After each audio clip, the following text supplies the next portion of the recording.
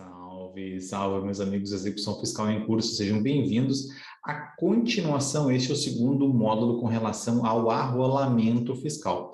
No módulo anterior, eu apresentei a vocês o relato, um panorama geral com relação ao arrolamento, uma vez que é uma medida de controle, de monitoramento fiscal em âmbito federal que não retira a disponibilidade do patrimônio arrolado, certo? Bom, e aí eu fiquei devendo a atualização, qual é a base normativa da atualização de 500 para 2 milhões de reais? É a instrução normativa da Receita Federal, não é? 1565 de 2015, portanto, atualizou de 500 para 2 milhões, nós temos a exigência daquele duplo requisito, 2 milhões de débito, sendo que o patrimônio, o débito tem que superar 30% do patrimônio conhecido.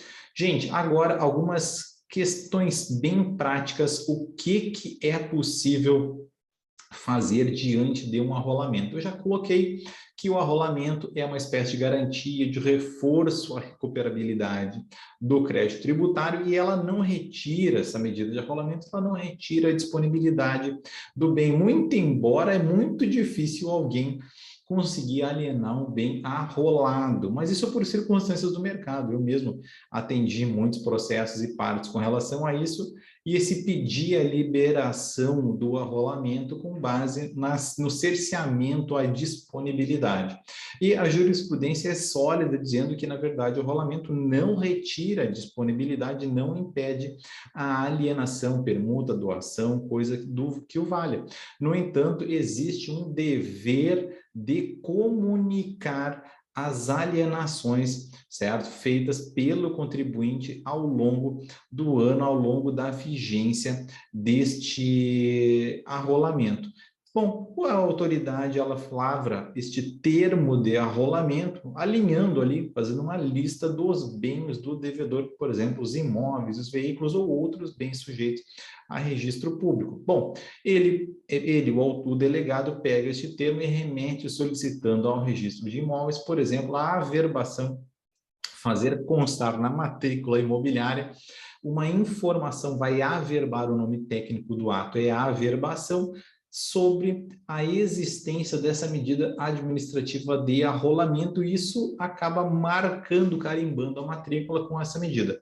Bom, como eu disse, não retira a disponibilidade, no entanto, é muito difícil alienar, porque fica aquela notícia, digamos, deletéria à situação fiscal do próprio contribuinte. Eu próprio nunca compraria. No entanto, as partes normalmente requeriam esse tipo de liberação. A jurisprudência sólida não é possível pela mera alegação de que há um cerceamento da negociabilidade do bem. Bom, o que existe é a necessidade de informação. A própria lei, lá no artigo 64, exige a comunicação destes atos de alienação, né, ao delegado. Então, o próprio contribuinte, além do cartório informar através da declaração de operações imobiliárias, ele também o contribuinte, informar isso sob pena de se expor a uma medida cautelatória em ação cautelar fiscal, uma famosa medida cautelar fiscal. Então, ele deve primeiramente comunicar a evolução do seu patrimônio e, né, não vai conseguir liberar pela própria existência, qualquer mácula com relação à disponibilidade. Como ele consegue a liberação da medida de arrolamento? Fundamentalmente, se ele pagar o débito. Afinal de contas, é o que se pretende aqui, reforçar a recuperabilidade do crédito. Bom, se ele não tiver recursos, não tiver condições de fazer o pagamento do crédito, ele pode eventualmente pedir a substituição deste bem. A própria lei, no artigo 64, permite que ele substitua os bens arrolados por outros que eventualmente ele tenha adquirido, que sejam suficientes por si só a honrar aquele crédito. Enfim, é uma medida que também eventualmente pode garantir o interesse fazendário. Interessante notar que ele pode parcelar o seu crédito e isso não determina a liberação do arrolamento, certo? Não vai ser cancelado o arrolamento pelo mero pelo mero parcelamento. O devedor pode pedir a liberação no caso do arrolamento se mostrar excessivo. Eventualmente ele recebeu outros bens, aumentou o seu patrimônio e aí o arrolamento acabou ficando desproporcional. Pode pedir também a liberação, né? Porque nesse tipo de situação o débito não mais vai atingir aquele valor de 30%.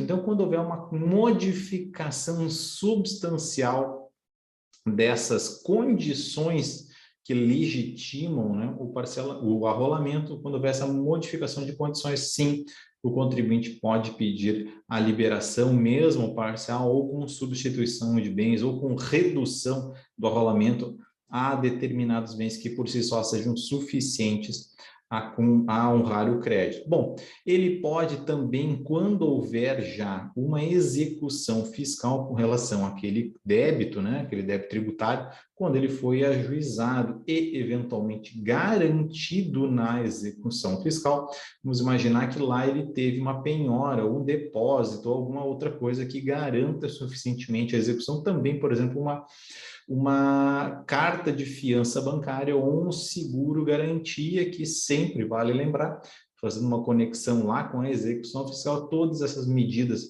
de garantia de terceiro, garantia por seguro bancário, por fiança bancária ou seguro garantia, são equivalentes à penhora de dinheiro.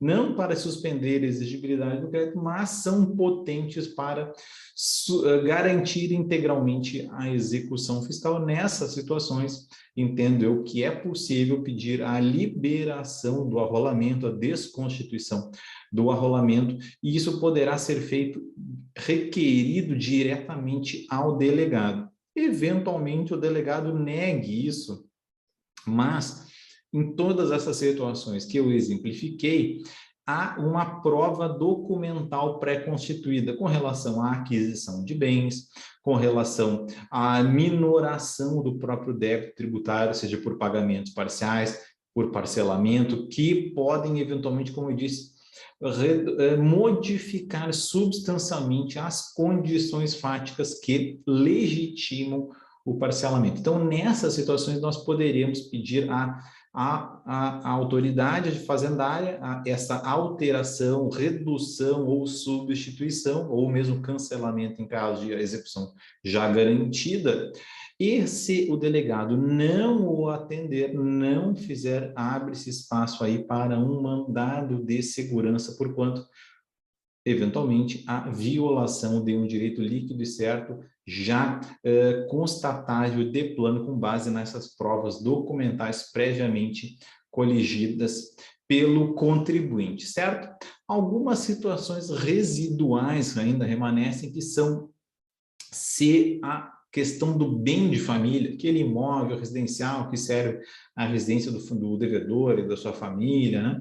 Aquele único bem dessa natureza, se este bem se expõe também ao arrolamento, certo? Existe alguma dissonância sobre isso, porque o STJ recentemente entendeu que a circunstância do contribuinte alienar um bem que é impenhorável, que é, por exemplo, a situação do bem de família, esta alienação, mesmo prejudicial ao interesse fazendário, ou seja, com esta alienação, o contribuinte se reduz à insolvência, ou seja, acaba, né, se tornando, não tendo como mais pagar aqueles débitos tributários.